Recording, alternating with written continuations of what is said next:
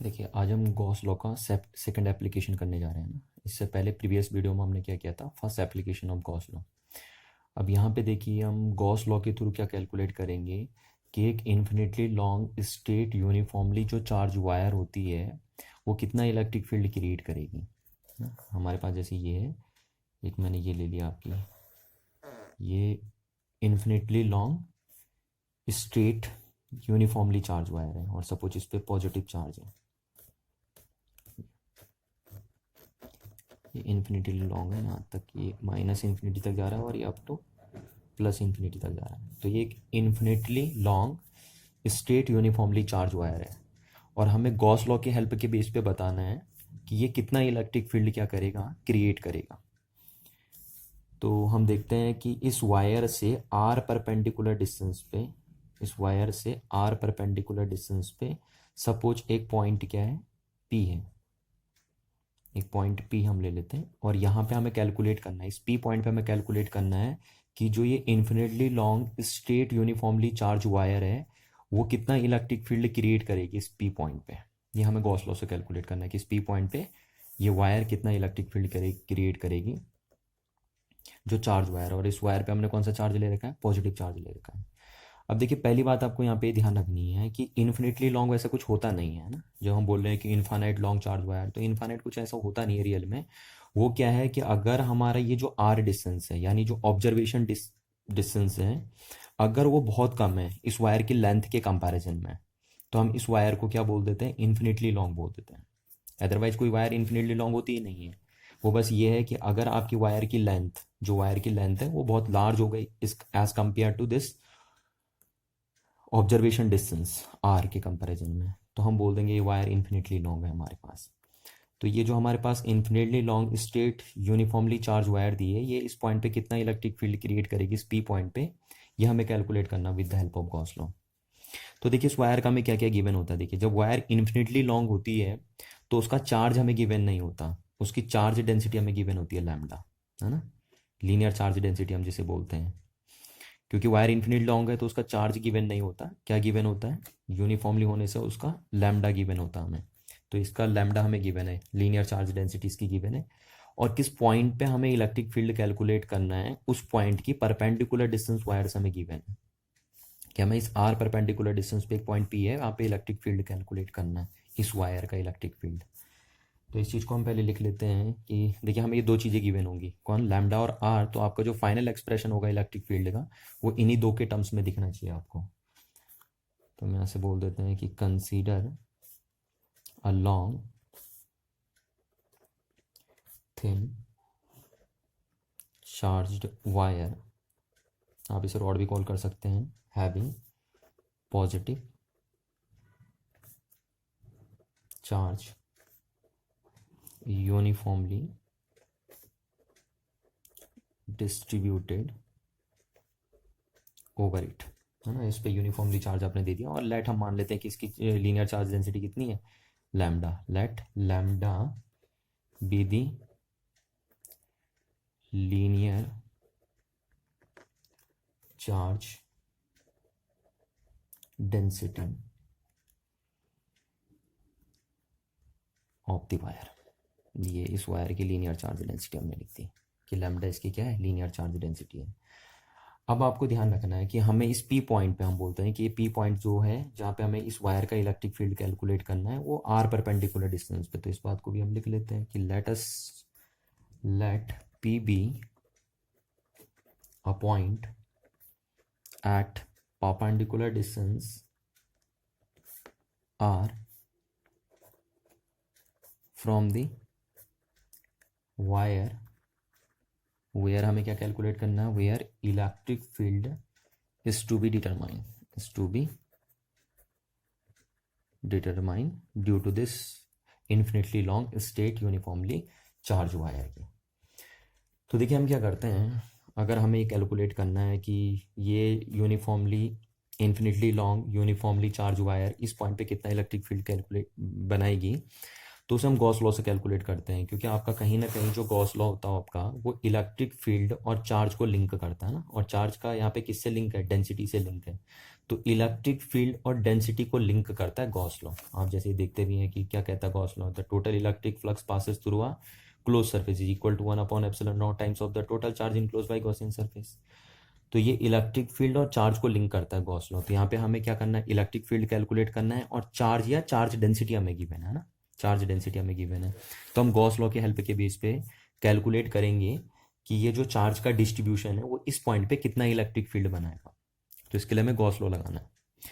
अब आपको पता है कि गॉस लॉ लगाने के लिए सबसे पहले आपको चाहिए होती है गॉसियन सरफेस, क्योंकि बिना गॉसियन सरफेस के आप क्या नहीं लगा सकते, गॉस लॉ नहीं लगा सकते, है ना।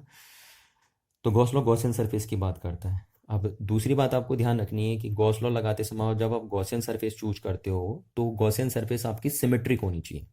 सिमेट्रिक का मतलब है कि उस गॉसियन सरफेस के हर एक पॉइंट पे इलेक्ट्रिक फील्ड की वैल्यू क्या हो, आपकी सेम हो, ताकि आप उस गॉसियन सरफेस को इजीली क्या कर पाओ, इंटीग्रेट कर पाओ, है ना, उसका सरफेस इंटीग्रेशन आप आसानी से कर पाओ। तभी आपकी गॉसियन सरफेस एप्लीकेबल होने के साथ साथ क्या बनेगी, यूजफुल बनेगी। अदरवाइज आपकी, अगर आप गॉसियन सरफेस को सिमेट्रिक नहीं लेते हैं तो आपका गॉस लॉ आप एप्लीकेबल तो कर देते हैं पर वो आपका यूजफुल नहीं हो पाएगा और आप सरफेस इंटीग्रेशन नहीं कर पाएंगे गॉसियन सरफेस का। तो इस बात को ध्यान रखिए कि गॉस लॉ लगाने के लिए आपको क्या चाहिए होती है, एक गॉसियन सरफेस चाहिए होती है। तो जिस पॉइंट पे भी हमें इलेक्ट्रिक फील्ड कैलकुलेट करना है उस पॉइंट पे हम गॉसियन सरफेस ड्रॉ करते हैं, और वो गॉसियन सरफेस हमारी कैसी होनी चाहिए, सिमेट्रिक होनी चाहिए। तो अब बात करते हैं कि ये जो लाइन चार्ज है, ये जो लाइन चार्ज वायर है, इसके लिए जो गॉसियन सरफेस बनेगी इस पी पॉइंट पे वो कैसी बनेगी।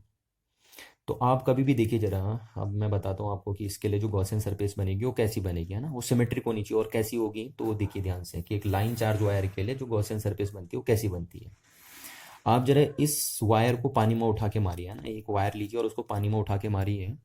पानी जो शांत सा पानी बिल्कुल एकदम पॉन्ड है आपका, तो उसमें उठा के आप अगर मारिए तो इसकी राइपल्स कुछ ऐसे निकलती हैं, है ना, इस तरीके से। आप अगर डंडा मारेंगे पानी में तो ये इस तरीके से कुछ फैलता है, इस तरीके से सिलेंड्रिकल शेप में फैलता है।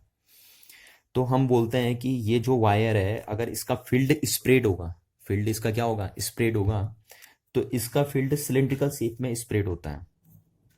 तो यहां से हम बोल सकते हैं कि जो इलेक्ट्रिक फील्ड होता है of line charge, electric field of line charge is cylindrically, वो क्या होता है, सिलेंड्रिकली सिमेट्रिक होता है। लाइन चार्ज का जो इलेक्ट्रिक फील्ड होता है वो सिलेंड्रिकली सिमेट्रिक होता है।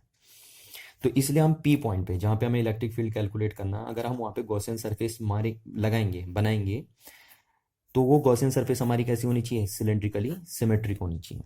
क्यों हमने सिलेंड्रिकली सिमेट्रिक ली, मैं अगेन आपसे कह रहा हूं कि वो हमने सिलेंड्रिकली सिमेट्रिक इसलिए लिए क्योंकि इस लाइन चार्ज का जो इलेक्ट्रिक फील्ड होगा वो सिलेंड्रिकली सिमेट्रिक होता है। तो इस पी पॉइंट को इंक्लूड करते हुए हमने आर रेडियस का एक हाइपोथेटिकल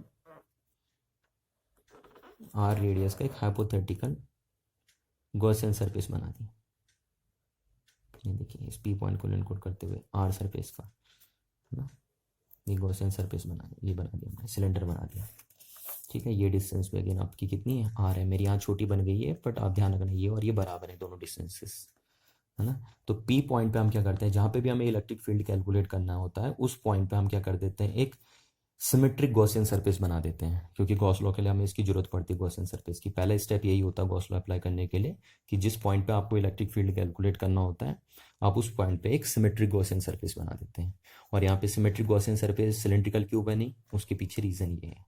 तो हमने आर रेडियस की पी पॉइंट पे एक हाइपोथेटिकल गॉसियन सरफेस बना दी, इसको हम हाइपोथेटिकल गॉसियन सरफेस बोल देंगे, है ना। और ये जो हाइपोथेटिकल गॉसियन सरफेस है इसके पास देखिए तीन सरफेसेस है। फर्स्ट सरफेस ये है जिसको आप सर्कुलर फ्लैट सरफेस बोलते हो सिलेंडर का, दूसरी सरफेस ये, और तीसरी सरफेस है कर्व सरफेस होती है। आपको पता है सिलेंडर के पास एक ही होती है कर्व सरफेस और दो कौन सी होती हैं, फ्लैट सरफेस।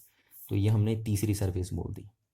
तीन सरफेस हैं सिलेंडर के पास। ये जो हाइपोथेटिकल गॉसियन सरफेस आपकी बनी सिलेंड्रिकल शेप की, उसके बाद तीन सरफेस हैं, पहली और दूसरी फ्लैट है और तीसरी क्या है, कर्व सरफेस है। तो हम बोलते हैं कि यहाँ पे let us choose a hypothetical Gaussian surface of cylindrical shape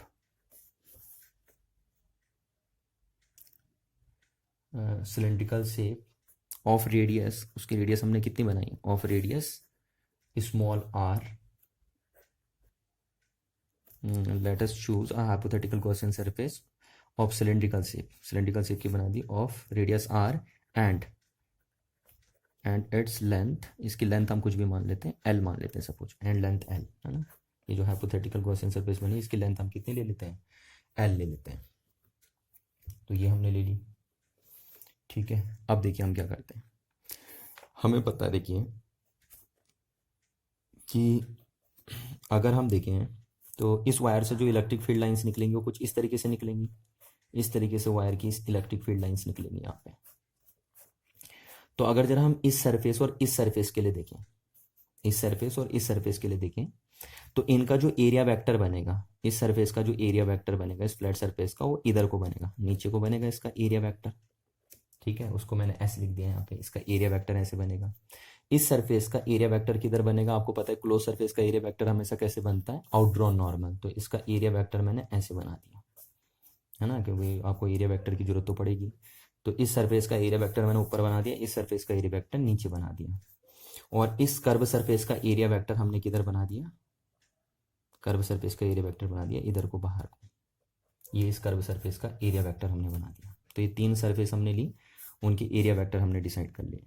अब जरा आप ध्यान से देखिए, तो इस पॉइंट पे जो इलेक्ट्रिक फील्ड है ना, इस पॉइंट पे जो इलेक्ट्रिक फील्ड है यहाँ पे, वो इस डायरेक्शन में इलेक्ट्रिक फील्ड, यहाँ इलेक्ट्रिक फील्ड इस डायरेक्शन में, यहाँ पे भी इलेक्ट्रिक फील्ड इस डायरेक्शन में, क्योंकि पॉजिटिव चार्ज से इलेक्ट्रिक फील्ड लाइंस दूर जाती हैं।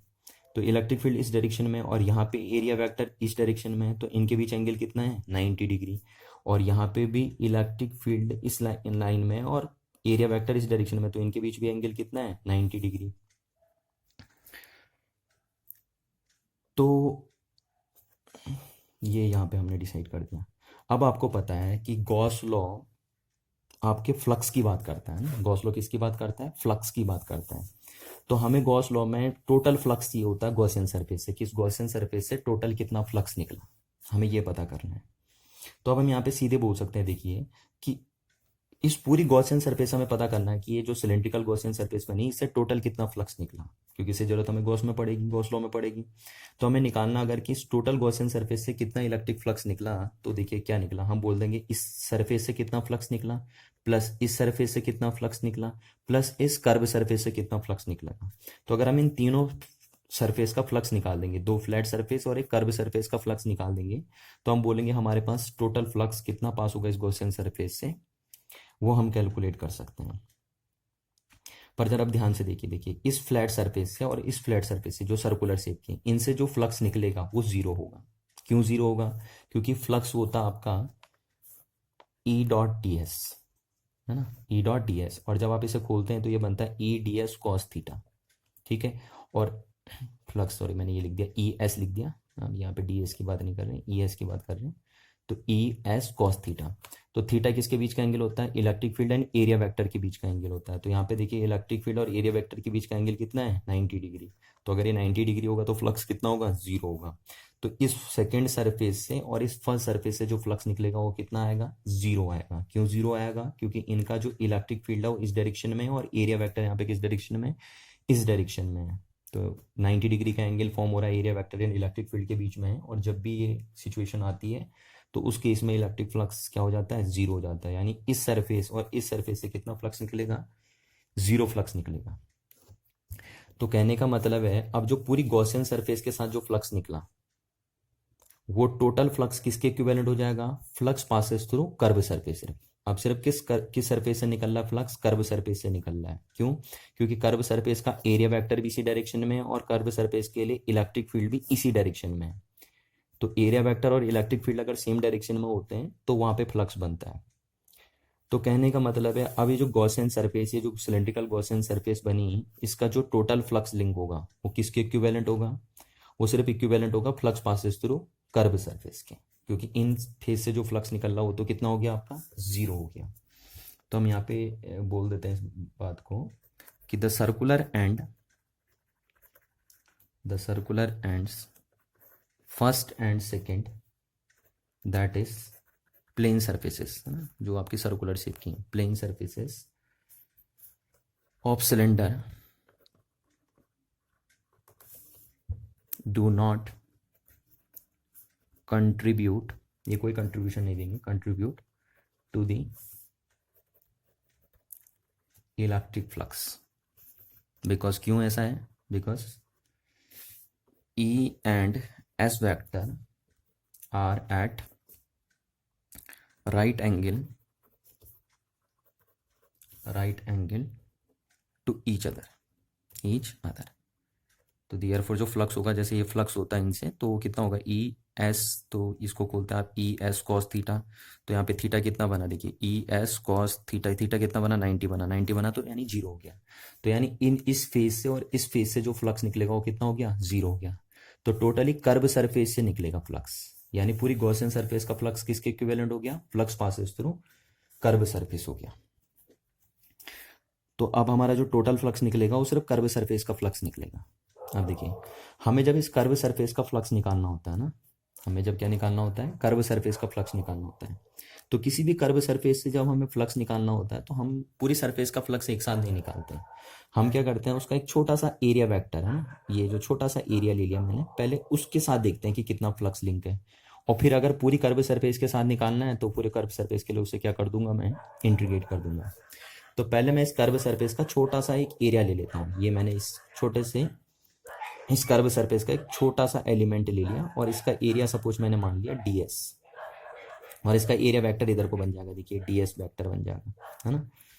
तो मैं इस p पॉइंट पे एक छोटा सा एलिमेंट ले लेता हूं जिसका सरफेस एरिया कितना ले लिया मैंने, ds ले लिया।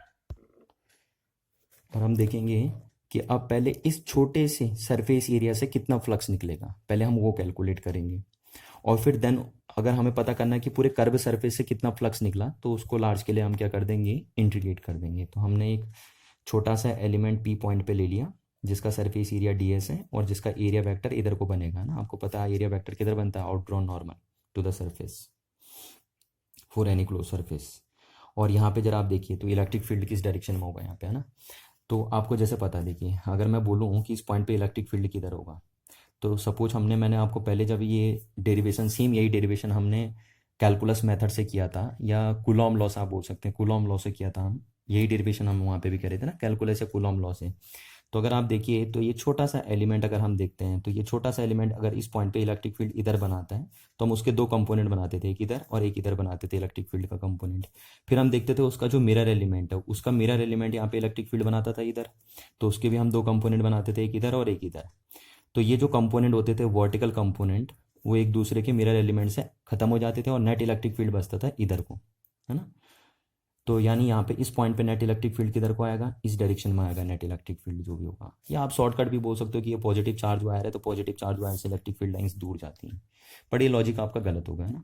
लॉजिक यही है कि अगर हम इसका एक छोटा सा एलिमेंट बोलें तो ये छोटा सा एलिमेंट इधर को इलेक्ट्रिक फील्ड बनाता है, फिर हम उसके दो कंपोनेंट बनाते हैं, हॉरिजॉन्टल कंपोनेंट और वर्टिकल कंपोनेंट। फिर इसका हम मिरर एलिमेंट देखते हैं तो उसका मिरर एलिमेंट इधर इलेक्ट्रिक फील्ड बनाता है, और मिरर एलिमेंट मतलब ठीक उतना ही दूर, सब कुछ वही होना चाहिए ना। तो इसके भी इस ये मिरर एलिमेंट जो, इसका मिरर एलिमेंट जो बना वो इलेक्ट्रिक फील्ड अगर इधर बना रहा है तो उसके भी दो कंपोनेंट हमने बनाए। तो ये वाले कंपोनेंट वर्टिकल कंपोनेंट से ये वर्टिकल कंपोनेंट कैंसिल आउट हो जाता था क्योंकि ये दोनों मिरर है, ये उसका मिरर एलिमेंट है, तो इलेक्ट्रिक फील्ड इन दोनों का सेम ही बनता था। तो सिर्फ हॉरिजॉन्टल कंपोनेंट वहाँ पे बचता था इलेक्ट्रिक फील्ड का। इसलिए हम बोलते हैं कि पी पॉइंट पे जो इलेक्ट्रिक फील्ड की डायरेक्शन होगी वो किधर को होगी, along the this direction, out drawn normal, है ना, टू द सरफेस, इस डायरेक्शन में होगा इलेक्ट्रिक फील्ड। या आप शॉर्टकट बोल सकते हैं कि प्लस चार्ज है तो इसलिए इलेक्ट्रिक फील्ड इस डायरेक्शन में चली गया। तो अब हम देखते हैं कि पहले इस छोटे से सरफेस एरिया से कितना फ्लक्स निकलेगा, और फिर देन लार्ज के लिए उसे क्या कर देंगे, इंटीग्रेट कर देंगे। मैंने आपसे पहले भी कहा है, देखिए हमने ऐसे छोटे सरफेस से पहले क्यों फ्लक्स निकाल लिया, मैंने आपसे कभी भी कहा है कि जो कर्व सरफेस होता है उसके लिए आप डायरेक्ट लार्ज फ्लक्स कैलकुलेट नहीं करते पहले, है ना। क्योंकि आप पहले क्या निकालते हैं, छोटा छोटा फ्लक्स निकालेंगे, फिर उसे देन लार्ज के लिए क्या कर देंगे, इंटीग्रेट कर देंगे। ऐसा हम इसलिए करते हैं क्योंकि अगर सपोज सरफेस पे इलेक्ट्रिक फील्ड यूनिफॉर्म ना हो, थ्रू आउट सरफेस पे इलेक्ट्रिक फील्ड क्या ना हो, यूनिफॉर्म ना हो, तो अगर आप छोटे छोटे के लिए करेंगे और देन लार्ज के लिए इंटीग्रेट कर देंगे तो वो आपका रॉन्ग नहीं होगा। डायरेक्ट आप लार्ज के लिए भी कर सकते थे कि आप लार्ज सरफेस से कितना फ्लक्स निकल रहा है वो भी कैलकुलेट कर सकते थे, पर वो आप तब कैलकुलेट कर सकते थे जब इलेक्ट्रिक फील्ड पूरी लार्ज सरफेस पे पूरी सरफेस पे एक जैसा होता है मैग्नीट्यूड और डायरेक्शन में, है ना, तब हम ऐसा करते हैं। तो इसलिए हम पहले छोटा छोटा निकाल लें, देन फिर उसे लार्ज के लिए क्या कर देंगे, इंटीग्रेट कर देंगे। तो अब हम देखेंगे इस छोटे से एरिया से कितना फ्लक्स निकलेगा। ठीक है, तो हम यहाँ से बोलते हैं, तो सिर्फ हमारा फ्लक्स कौन बना पा रहा है, कर्व सरफेस बना पा रहा है। तो यहाँ से हम बोल सकते हैं कि the only contribution to the flux is due to curve surface of the cylinder. सिर्फ सिलेंडर की कर्व सरफेस की वजह से वहां पे फ्लक्स है ना, यानी पूरी गॉसियन सरफेस से जो फ्लक्स निकल रहा है वो सिर्फ किसकी वजह से, सिलेंडर की कर्व सरफेस की वजह से। तो यहाँ से हमने ये बोल दिया। अब नाउ हम वो छोटा सा एलिमेंट कंसीडर कर देते हैं कि now consider small area element ds around p। ठीक, तो हम अब उससे फ्लक्स निकाल लेते हैं। तो therefore the flux through this area, इस एरिया से कितना फ्लक्स निकलेगा, ठीक है, इस छोटे से एलिमेंट से कितना फ्लक्स निकलेगा। तो इस छोटे से एलिमेंट से कितना फ्लक्स निकलेगा उसे हमने डी फाई लिख दिया, है ना, डी फाई इलेक्ट्रिक फ्लक्स।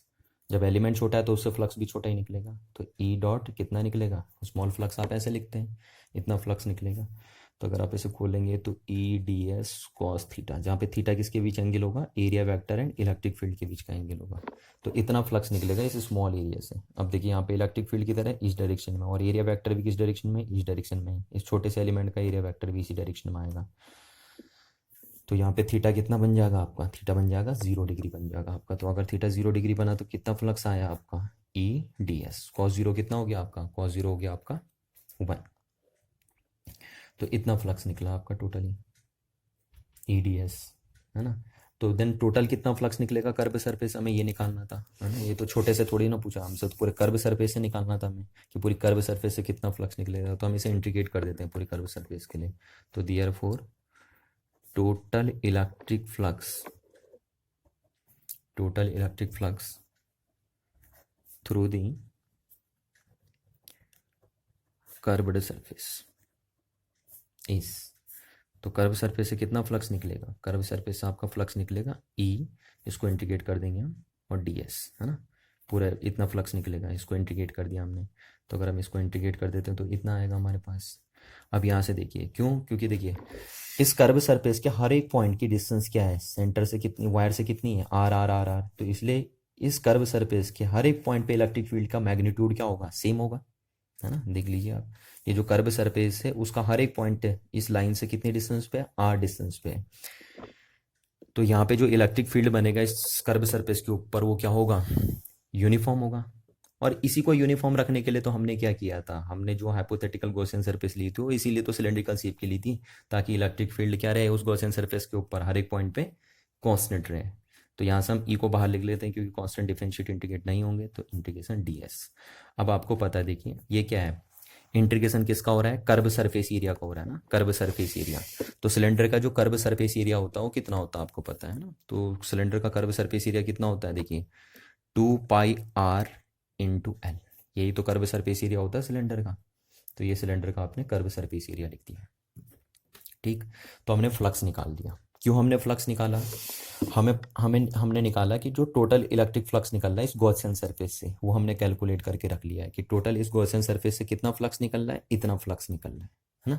जो कर्व सरफेस से जो फ्लक्स निकल रहा है वही फ्लक्स निकल रहा है इस पूरी गॉसियन सरफेस से। क्यों, क्योंकि इन दोनों का फ्लक्स, इन दोनों सरफेस से तो कितना फ्लक्स निकल रहा था, 0 फ्लक्स निकल रहा था। तो ये हमने फ्लक्स निकाल के रख दिया। अब ये फ्लक्स हमने इसलिए निकाला क्योंकि हमें गॉस लॉ लगाने के लिए फ्लक्स की रिक्वायरमेंट होती है। तो अब देखिए हम यहाँ पे गॉस लॉ अप्लाई करते हैं। तो गॉस लॉ अप्लाई करने के लिए हम लिखते हैं अकॉर्डिंग टू गॉस लॉ। देखिए अकॉर्डिंग टू गॉस लॉ के बेस पे हम क्या बोलते हैं, गॉस लॉ क्या कहता है आपसे कि the total electric flux through a Gaussian surface is equivalent to 1/ε0 times of the total charge enclose by Gaussian surface.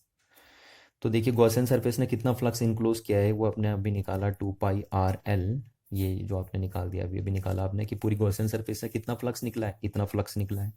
Is equal to 1/ε0 times into total charge enclose by Gaussian surface. तो इस Gaussian surface ने कितना charge enclose किया देखिए ना, तो इस Gaussian surface ने सिर्फ इतना चार्ज इनक्लोज किया, अगर आप देखेंगे तो सिर्फ इतना चार्ज इनक्लोज किया है गॉसियन सरफेस ने।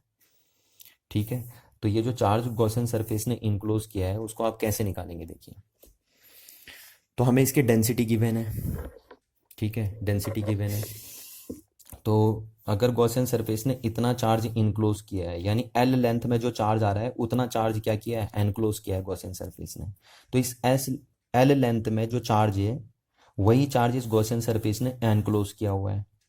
तो इस एल लेंथ पे कितना चार्ज होगा देखो, आपको पता है यूनिट लेंथ में ये चार्ज है ना, लीनियर चार्ज डेंसिटी क्या है, लैम्डा। लैम्डा मतलब charge on per unit length.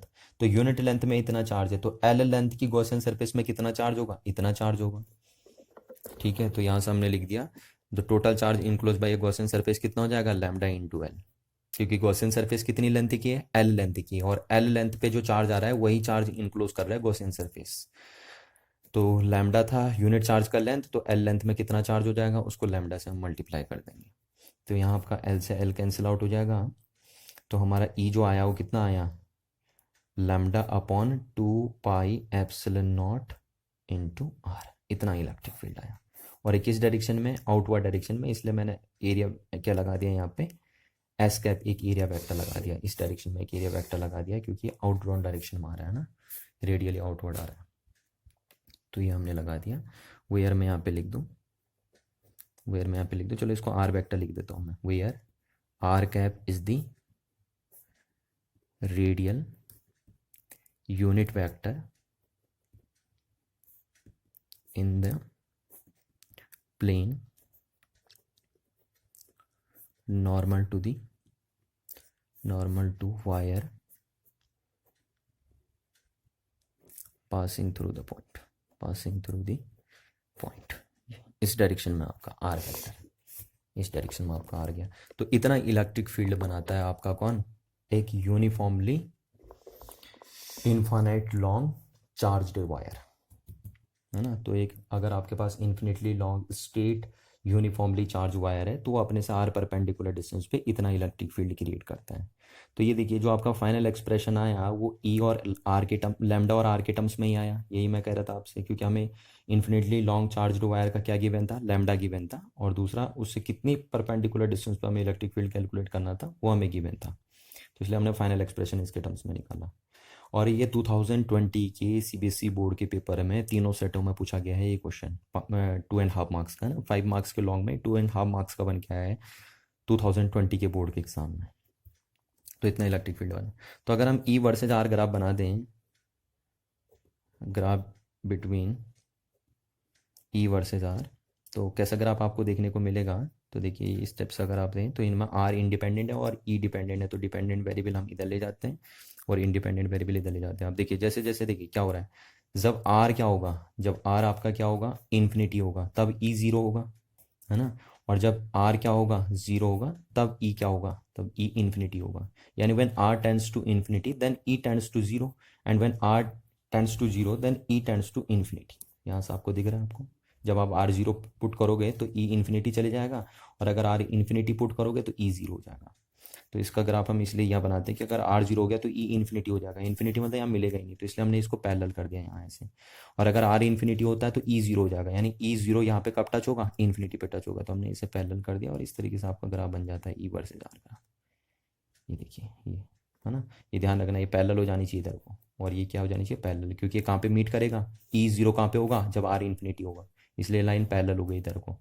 और यहाँ पे ई जीरो आर जीरो कब होगा, ई इन्फिनिटी पे आर क्या होगा, जीरो होगा, तो आर जीरो होने पे ई इन्फिनिटी होगा, और इन्फिनिटी इसमें हम रिप्रेजेंट नहीं कर सकते, इसलिए हमने क्या कर दिया, ये लाइन को पैरेलल कर दिया इधर को, वाई एक्सेस के अलॉन्ग इलेक्ट्रिक फील्ड की डायरेक्शन में इस लाइन को क्या कर दिया, पैरेलल कर दिया। तो टोटली आपने क्या देखा कि हमें कैलकुलेट करना था कि एक infinitely long straight uniformly charge wire अपने से आर परपेंडिकुलर डिस्टेंस पे कितना इलेक्ट्रिक फील्ड बनाती है। तो उसको करने के लिए हमने गॉस लॉ की मदद ली यहाँ पे और देखा कि कैसे कैलकुलेट करते हैं सब। तो जब भी हमें गॉस लॉ लगाना होता है तो हमने क्या करते हैं, हमें गॉसियन सरफेस की ज़रूरत पड़ती थी। तो हमने क्या किया, पी पॉइंट पे एक हाइपोथेटिकल गॉसियन सरफेस बना दी और ये सिलेंड्रिकल शेप की हमारी बनी। क्यों सिलेंड्रिकल शेप की बनी? क्योंकि जो लाइन चार्ज वायर होती है, जो लाइन चार्ज वायर होती है उसका जो इलेक्ट्रिक फील्ड होता है वो सिलेंड्रिकली सिमेट्रिक होता है। इसलिए हमारे यहाँ पे गॉसियन सरफेस क्या बनी, सिलेंड्रिकली सिमेट्रिक बनी।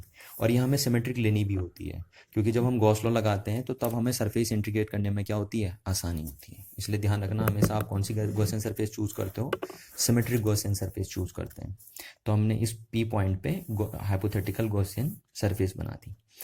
अब हम क्या करते हैं, उसके बाद क्या किया हमने कि हमें पता होता है कि गॉस थ्योरम अप्लाई करने के लिए हमें पता करना पड़ता है कि इस पूरी गॉसियन सरफेस से कितना फ्लक्स निकला। तो इस गॉसियन सरफेस को आपको पता है कि अगर हमें निकालना है कि इस पूरी गॉसियन सरफेस से कितना फ्लक्स निकला, तो इस गॉसियन सरफेस के पास 3 फेज थी, 2 फ्लैट फेज थी, पहली फेज और दूसरी फेज, और एक थी कर्व फेज। जैसा आपको पता है ये सिलेंडर के पास 3 फेज होती हैं। तो हमने देखा कि इस फेज और इस फेज से फ्लक्स जीरो निकल रहा था। क्यों? क्योंकि इनका जो एरिया वेक्टर था और इलेक्ट्रिक फील्ड था इन एरियाज में, वो एक दूसरे के परपेंडिकुलर थे। तो इसलिए इनसे नेट फ्लक्स कितना निकल रहा था, जीरो निकल रहा था। जबकि जो कर्व सरफेस है उसका जो एरिया वेक्टर है और इलेक्ट्रिक फील्ड वहाँ पे जो है वो सेम डायरेक्शन में है, इसलिए सिर्फ कर्व सरफेस से इलेक्ट्रिक फ्लक्स निकला। तो हम बोल सकते हैं कि जो पूरी गॉसियन सरफेस से जो फ्लक्स निकल रहा है वो ड्यू टू किसके निकल रहा है, सिर्फ ड्यू टू कर्व सरफेस के निकल रहा है।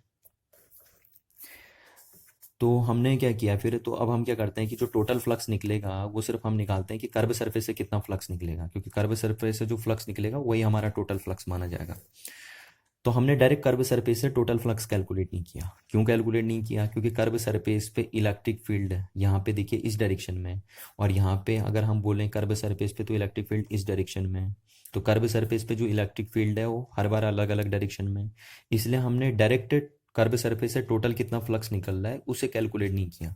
पहले हमने उस कर्व सरफेस पे एक छोटा सा एलिमेंट ले लिया जिसका सरफेस एरिया ds मान लिया, और उसका एरिया वेक्टर इस डायरेक्शन में बना, और देखा कि इस छोटे से एलिमेंट से कितना फ्लक्स निकलेगा कर्व सरफेस की।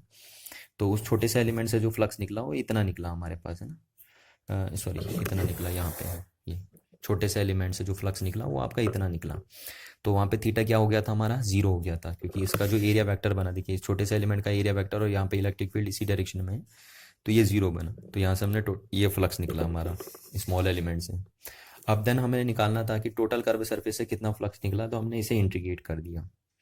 इंटीग्रेट किया तो यहाँ से ई बाहर आएगा। क्यों? क्योंकि ई जो होगा उसका मैग्नीट्यूड इस कर्व सरफेस पे हर एक पॉइंट पे क्या होगा, सेम ही होगा, है ना, क्योंकि कर्व सरफेस का हर एक पॉइंट इस वायर से कितनी डिस्टेंस पे है, आर डिस्टेंस पे, इसलिए इस कर्व सरफेस के ऊपर हर एक पॉइंट पे इलेक्ट्रिक फील्ड क्या बनेगा, सेम बनेगा। और इसीलिए हम गॉसियन सरफेस सिमेट्रिक लेते भी हैं, ताकि गॉसियन सरफेस के हर एक पॉइंट पे हमारा इलेक्ट्रिक फील्ड क्या हो, मैग्नीट्यूड में सेम हो, ताकि उसे इंटीग्रेट करते समय हम बाहर ले आएँ और सरफेस इंटीग्रेशन आसानी से हमारा सॉल्व हो जाए। तो यहाँ से हमने ई को बाहर ले लिया, क्योंकि ई गॉसियन सरफेस के हर एक पॉइंट पे क्या है, कांस्टेंट है ना, कर्व सरफेस पे। गॉसियन सरफेस जो यहाँ पे है कर्व सरफेस, गॉसियन की कर्व सरफेस, वहाँ पे इलेक्ट्रिक फील्ड सेम है, तो हमने उसे बाहर ले लिया। तो यहाँ से बाहर लिया तो इतना आया, और जो हमारा पूरा सरफेस इंटीग्रेशन आया वो कितना आ गया, 2πrl। तो अब हमने टोटल फ्लक्स निकाल दिया था। अब लास्ट में हमने क्या किया, फिर गॉस लॉ लगाया। तो गॉस लॉ के थ्रू देखिए हमने कि गॉस लॉ क्या कहता था कि total electric flux passes through a Gaussian surface is equivalent to 1/ε0 times of the total charge enclosed by Gaussian surface. तो हमें फ्लक्स हमने निकाल ही लिया था कि इतना फ्लक्स निकले था, है ना, ये, और ये आपका बना। तो अब कितना चार्ज इनक्लोज किया गॉसियन सरफेस ने, वो हमें पता है कि गॉसियन सरफेस ने सिर्फ एल लेंथ का चार्ज इनक्लोज किया है। एल लेंथ में जो चार्ज पड़ रहा है वही गॉसियन सरफेस ने क्या किया है, इनक्लोज किया है। तो हमें पता है यूनिट लेंथ में इतना चार्ज होता है, तो एल लेंथ में कितना चार्ज होगा, एल लेंथ में इतना चार्ज हो जाएगा फिर। तो ये एल कितना चार्ज एल लेंथ में पड़ रहा है उसको हमने यहाँ पे लिख लिया। इसकी वैल्यू हमने पुट करी, तो यहाँ से ये क्यू इनकी वैल्यू पुट करी कि गॉसियन सरफेस ने कितना चार्ज इनक्लोज किया, तो उसकी वैल्यू हमने यहाँ पुट कर दी। यहाँ से एल से एल कैंसिल आउट हुआ, तो इतना इलेक्ट्रिक फील्ड हमारा बना। ठीक है, तो ये जो इलेक्ट्रिक फील्ड है वो एक तो चार्ज डेंसिटी पे डिपेंड कर रहा है और दूसरा किस पे डिपेंड कर रहा है, electric field distance of observation point from the wire पे डिपेंड कर रहा है ना। और यहाँ पे आप एक भी बोल सकते हैं कि ये जो इन्वर्सली वेरी कर रहा है, इस तरीके से वेरी कर रहा है। फिर हमने लास्ट में उसका क्या देखा, ग्राफ देख लिया। तो इस तरीके से आप सॉल्व कर सकते हैं इस प्रॉब्लम को। और ये देखिए सीबीएसई बोर्ड के 2020 के पेपर में आया भी है ना, सेम इसी मेथड से आया है गॉस लॉ से। और यही डेरिवेशन अगर आपको याद हो तो हमने इसे कूलॉम लॉ या बोल सकते हैं कैलकुलस मेथड से भी सॉल्व किया था, जो काफ़ी बड़ा हुआ था हमारा। और यहाँ पे देखिए 2 लाइन में हो गया ना, ये तो बाकी हमने थ्योरी लिखी है सिर्फ, कि हमने क्या क्या किया है, अदरवाइज काम तो 2 ही लाइन का हो गया कि हमने टोटल फ्लक्स निकाला गॉसियन सरफेस से और फिर गॉस लॉ लगा दिया, बस इतना ही काम किया हमने। Thank you.